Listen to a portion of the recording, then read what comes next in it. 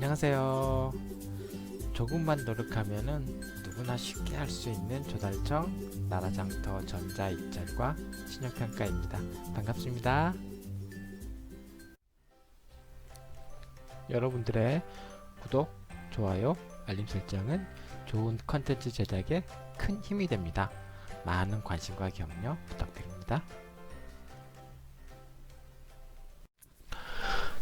이제 입찰 참가 자격 등록에 대해서 알아볼게요. 나라장터 신규 업체 등록 절차를 하기 위해서는 크게 5가지 단계를 거칩니다. 첫 번째는 업체가 사업자용 공인인서를 발급받는 단계가 있고요. 두 번째, 나라장터에 입찰 참가 자격 등록 신청을 하는 겁니다.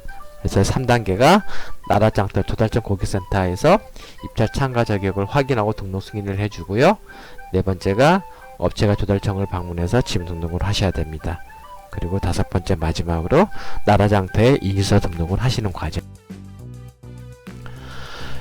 나라장터에 등록하시기 위해서는 이제 크게 2가지를 먼저 준비를 하셔야 돼요. 사업자용 범용인증서하고 지문보안 토큰이라고 하는 것을 이제 같이 준비를 하셔야 되는데, 인증서는 이제 5개 기관에서, 여기 화면에 나오는 5개 기관에서 발급을 해줍니다. 하지만 지문보안 토큰은 금융결제원에서는 해주질 않아요.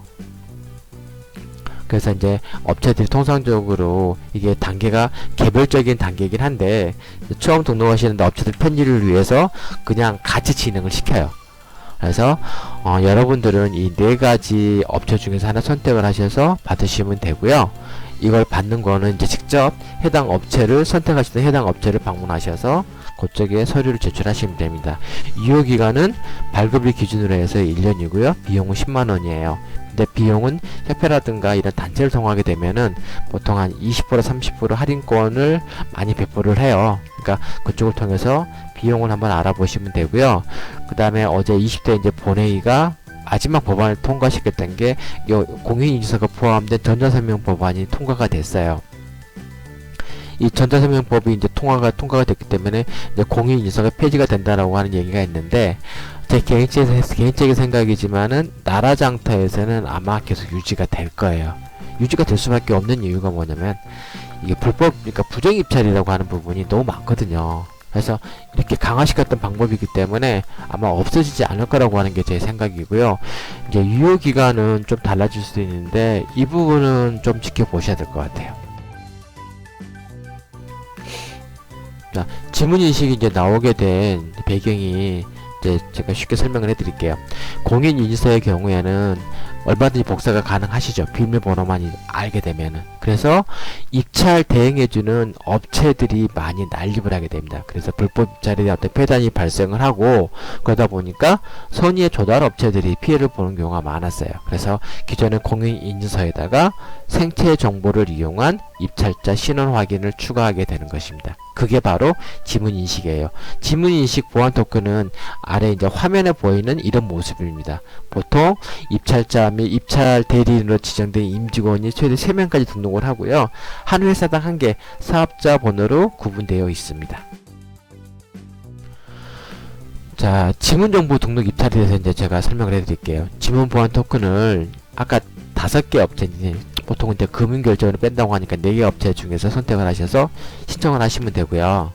그러면은 이제 수령증을 출력할 수가 있어요. 또한 직접 가서 방문하셔서 구입하시게 된다고 하게 되면 구매 확인증이고요.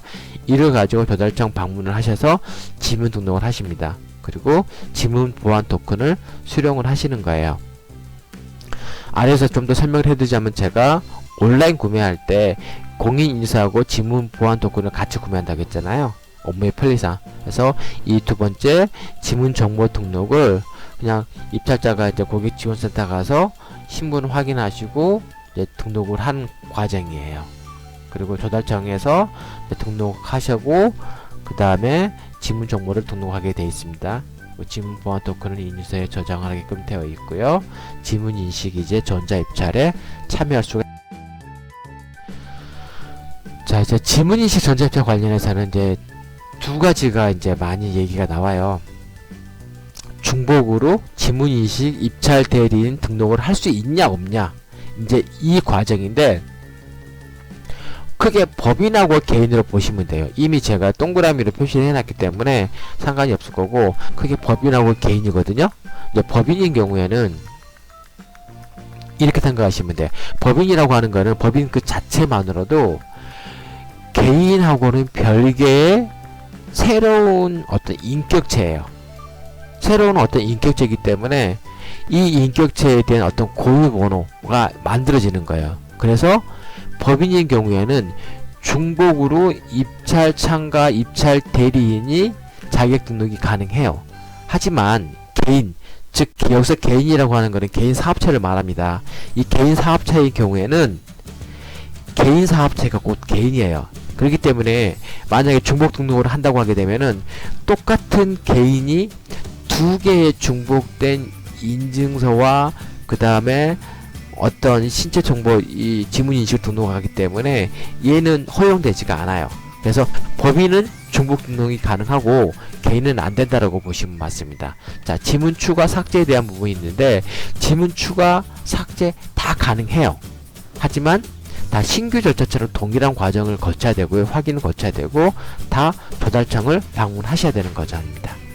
그 다음에 이제 강의를 나가면은 가장 이제 물어보는 것 중에 하나가 지문 보안 토큰의 경우 유효기간이 있습니까? 라고 하는 건데 제가 여러분들한테 물어볼게요. 생체 정보가 지문이 바뀌나요? 안 바뀌어요. 그래서 유효기간. 자, 이제 입찰 대리인 변경. 이게 뭐냐면은 여러분 회사에서 입찰 대리인을 지정했던 직원이 퇴사할 수도 있잖아요.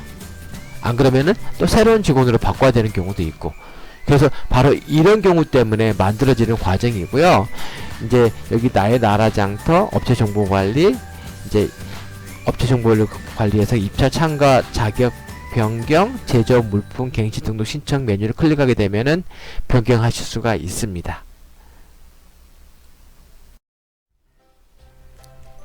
여러분들의 구독, 좋아요, 알림 설정은 좋은 컨텐츠 제작에 큰 힘이 됩니다. 많은 관심과 격려 부탁드립니다.